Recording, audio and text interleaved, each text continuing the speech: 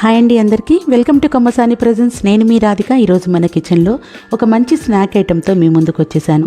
రెగ్యులర్గా మనం స్నాక్స్ అంటే చెక్కలు చక్రాలు చేసి పెట్టేసుకుంటాము.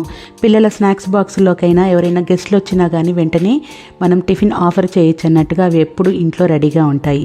అలా కాకుండా ఈరోజు నేను తయారు చేసి చూపించబోయే ఈ స్నాక్స్ 3-4 డేస్ నిల్వ ఉంటాయి. ట్రావెలింగ్కి కానీ పిల్లల బాక్సుల్లోకి కానీ చాలా చాలా బాగుంటాయి. మరి ఎలా తయారు చేసుకోవాలో చూద్దాం. ముందుగా 3-4 మీడియం సైజు పొటాటోస్ని తీసుకొని మెత్తగా ఉడకబెట్టుకొని మ్యాష్ చేసుకోవాలి. తర్వాత 2 గుప్పెళ్ళ పెసరపప్పును కూడా ఒక అరగంట పాటు నానబెట్టుకొని నీళ్లు లేకుండా వడగొట్టుకొని గిన్నెలోకి వేసేసుకోవాలి. తర్వాత 1 స్పూన్ చిల్లీ ఫ్లేక్స్ వేసుకోవాలి,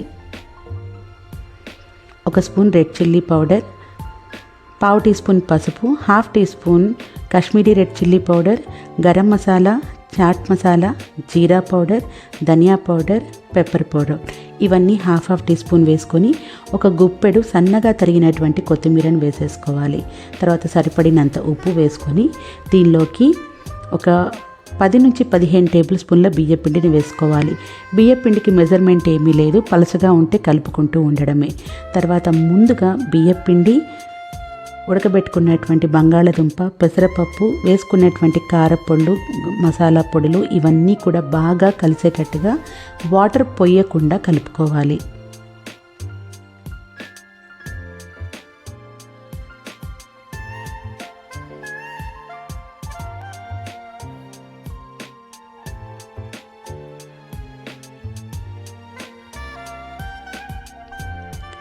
ఒకవేళ పిండి పడుతుంది అనుకుంటే కొంచెంగా పిండిని కూడా యాడ్ చేసుకొని వాటర్ యాడ్ చేసుకుంటూ చపాతీ ముద్దలాగా కలుపుకోవాలి. కొంచెం పలచగా అనిపిస్తే బియ్య పిండిని కలుపుకోవచ్చు.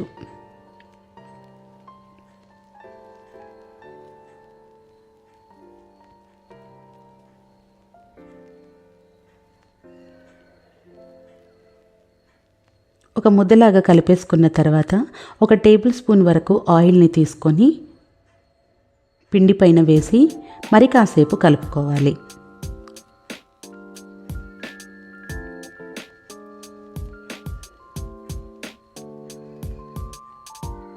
ఇలా కలుపుకున్న తర్వాత దీనిపైన ఇప్పుడు ఒక గిన్నెను బోర్లించి ఒక 1/2 గంట పాటు పక్కన పెట్టుకోవాలి.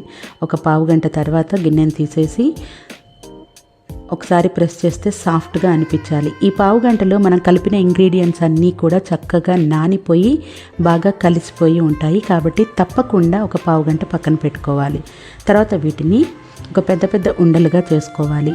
మీరు చపాతీలాగా చేసుకోవడానికి ఎంత ప్లేస్ మీకున్న ప్లేస్ని బట్టి ఉండ అనేది తీసుకుంటే సరిపోతుంది. ఒకటేసారి ఎక్కువ షేప్స్ కూడా మనం చేసేసుకోవచ్చు. దీనిపైన పొడి పిండిని చల్లుకొని చపాతీ కర్రతోటి మెల్లిగా ప్రెస్ చేసుకోవాలి. లేదంటే మీరు హ్యాండ్తోనైనా సరే ప్రెస్ చేసుకోవచ్చు. పలచగా చేసుకోవాల్సిన అవసరం లేదు. దీనికి కాస్తంత మందంగా ఉంటేనే బాగుంటుంది. కార్నర్స్ కానీ అవన్నీ ఎక్కువ తక్కువలు ఉన్న చోట చేతితో ప్రెస్ చేసుకుంటూ కలుపుకొని తర్వాత షేప్స్ లాగా నైఫ్ తీసేసుకొని షేప్స్ కట్ చేసుకోవడమే.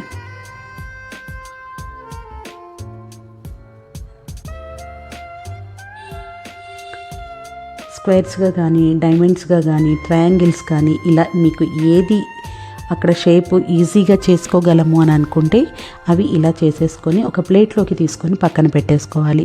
ఇలా మొత్తం పిండిని కూడా ఒకటేసారి చేసుకొని షేప్స్ అన్నీ చేసేసుకొని పక్కన పెట్టుకోవచ్చు.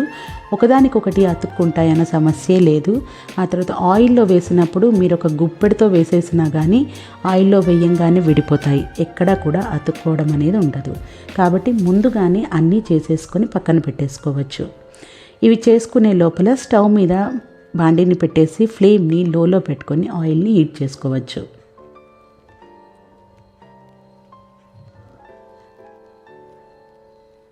దీనికి మరీ పలచగా చేసుకోవాల్సిన అవసరం లేదు, కాస్తంత మందంగానే ఉండాలి.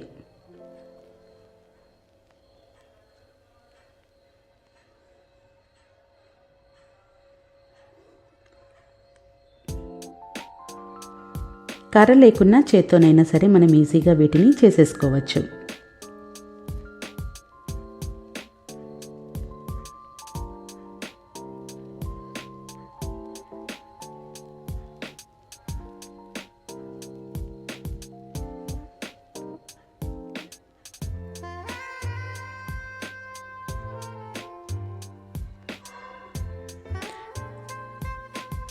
ఇలా పూర్తిగా కట్ చేసుకొని అన్నిటిని ప్రిపేర్ చేసుకున్న తర్వాత ఒక ప్లేట్లోకి వేసుకొని పక్కన పెట్టుకోవాలి.